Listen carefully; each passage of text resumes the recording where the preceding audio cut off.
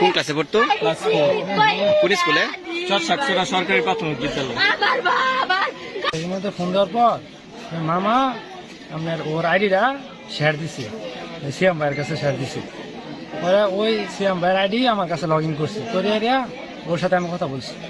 বলার পর ও বলতেছে যে আমি বলছি যে ভাই মানে সিফাত নামের এই ছেলেটা কি আপনার কাছে আছে? ও বলছে যে হ্যাঁ আছে।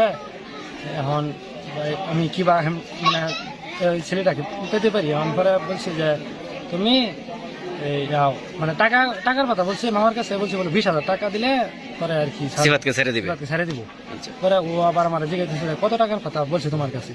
আমি একটু টাকা খেয়ে আমি কম কইছি, আমি কইছি যে 15,000 টাকা তো কইছি। পরে হ্যাঁ 15,000-তে রাজি হয়েছি। রাজি হওয়ার পরে বলছি যে আমি ভাই এখন কোথায় আসতাম?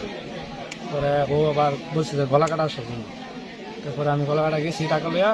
আবার বলছে যে মানে শুধু একলা যাবার জন্য, কোনো মানে কি ওরে মানে না নিয়ে যাওয়ার জন্য, কোনো লোক না নিয়ে। আমি গেছি, চেষ্টা করে গেছি।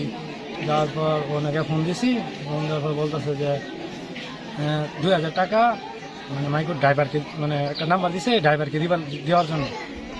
তো আমি পরামর্শ করিয়া 2,000 টাকা আল্লাহর রাস্তায় ছাড়িয়ে দিছি।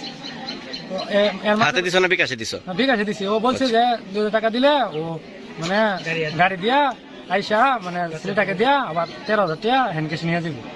টাকা দেওয়ার পর ও মানে আবার কথা ঘুরে আসছে, বলতেছে যে আরেকটা নাম্বার দিব, ওই নাম্বারে 13,000 টাকা দিলে পরে হ্যান্ডে গাড়ি ছাড়বে। নিখোঁজ নাকি অপহরণ, রহস্য। কারণ নিখোঁজের পর চাওয়া হয় মুক্তিপণ।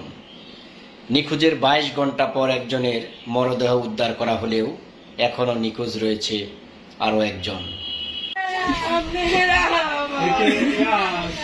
আমার